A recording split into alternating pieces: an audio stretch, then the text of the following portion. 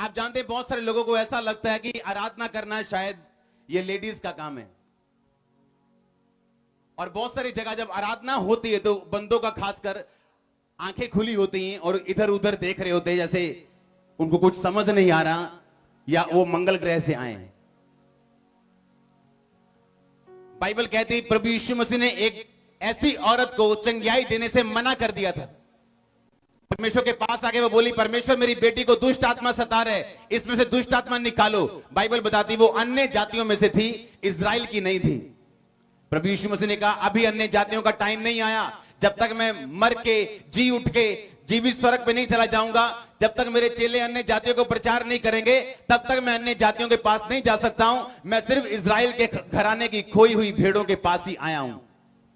But Bible में एक बात लिखा उस स्त्री ने आके नमस्कार किया।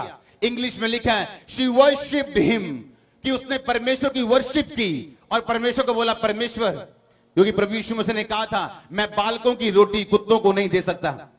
लिखा उसने वर्शिप की परमेश्वर की और परमेश्वर को बोली परमेश्वर बालक भी जो तेरी मेज से चूर चार गिराते हैं कुत्ते वही खा लेते हैं। और परमेश्वर ने कहा इस बात के कारण चली जा क्योंकि तुझे आराधना करनी आती है, और इस बात के कारण चली जा कि तेरा जवाब मुझे अच्छा लगा, तेरी बेटी में से दुष्ट आत्मा उसे छोड़ के जा चुकी और वो चंगी हो चुकी।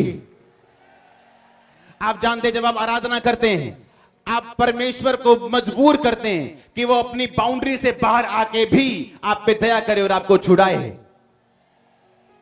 इसीलिए अय्यूब की पत्नी ने कहा था जब अय्यूब पे परीक्षा आई कि अब परमेश्वर को श्रापित कर, अगर मरता है तो मर जा।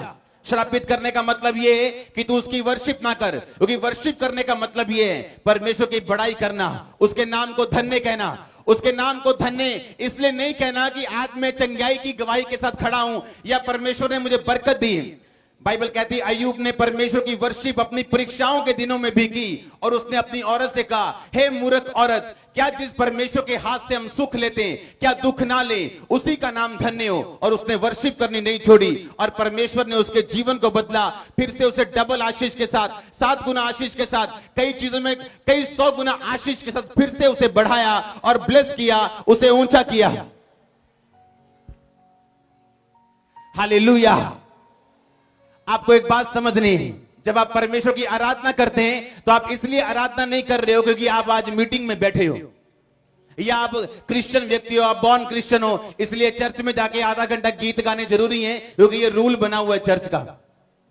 अगर आप वर्शिपर हैं, अगर आप आराधना करने वाले व्यक्ति हैं तो आज स्वर्ग खुलेगा आपके लिए और डिलीवरेंस उतरेगी आपके लिए और नदियां बहेंगी साल्वेशन के और उद्धार की आपके लिए। अगर आप में ऊंचा तो यह आशीष आपकी है। चर्च आज की मीटिंग में आने से पहले जो परमेश्वर ने मुझको बोला मैं आपको वही बोल रहा हूं। आज की मीटिंग में जो शराबी हैं वो आजाद होंगे, हजारों की गिनती में यीशु मसीह के सामर्थ्य नाम में, क्योंकि जिस परमेश्वर की हम आराधना करते हैं वो यहाँ पे मौजूद आपको छुड़ाने के लिए और आजाद करने के लिए। अगर आमीन हो चाहिए आशीष आपकी है। चर्च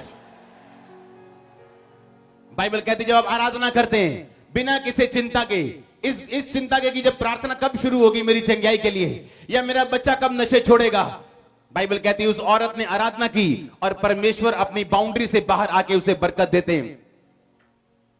इसलिए जब आपके चर्च में आराधना हो या जब आप आराधना सुबह उठें, इसलिए प्रभु यीशु मसीह को चेलों ने बोला हे परमेश्वर हमें प्रार्थना करनी सिखा।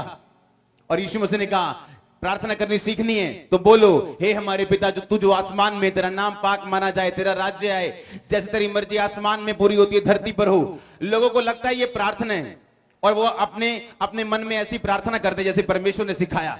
ये प्रार्थना नहीं है।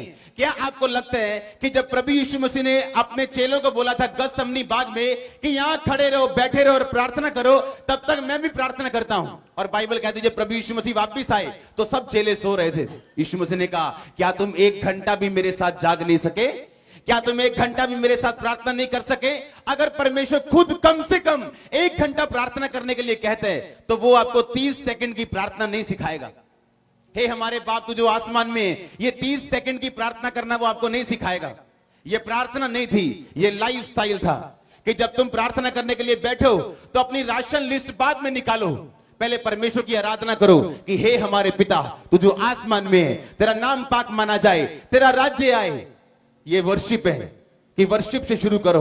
जब परमेश्वर के सामने जाओ तो आराधना से शुरू करो।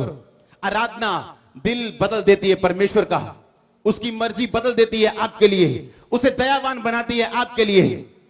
मैं अपने लोगों से क्वेश्चन पूछता हूं हमेशा, बताइए परमेश्वर कहां रहते हैं, किथे रहता परमेश्वर, दसो। लोग कहते स्वर्ग दे विच रहंदा जी परमेश्वर। अगर परमेश्वर स्वर्ग दे विच रहंदा है ते स्वर्ग बनन तो पहला परमेश्वर किथे सी? कि वो बेकार सी? स्वर्ग बनन तो पहला बाइबल दसदी है परमेश्वर ने अपने हत्थां दे नाल स्वर्ग नू, तारागणां नू अपने मुंह दे शब्दां ते श्वास नाल बनाया।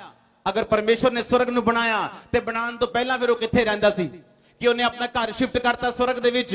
नो, बाइबल बताती है कि परमेश्वर इजराइल की स्तुतियों के ऊपर विराजमान रहते हैं। वो आपकी स्तुतियों के बीच में रहते हैं, आपकी वर्शिप के बीच में रहते हैं। जब आप वर्शिप करते हैं परमेश्वर उस वर्शिप में रहते हैं। इसीलिए बाइबल कहती पौलुस और सिलास जब जेल में थे और लिखा उनको बांधा गया, मारा गया, पीटा गया, लेकिन जब आधी रात को लोगों के देखते देखते उन्होंने वर्शिप करनी शुरू की, आराधना करनी शुरू की, बावजूद इसके कि उनका शरीर दुख में था, भाई परमेश्वर का वचन कहते हैं आधी रात को धूम मची, आधी रात को नी हिली, भूकंप आया और परमेश्वर ने पौलुस और सिलास को छुड़ाया। उसी रीति के साथ आज आपका दिन है, वो पौलुस और सिलास का परमेश्वर आज आपको छुड़ाने के लिए जा रहे हैं।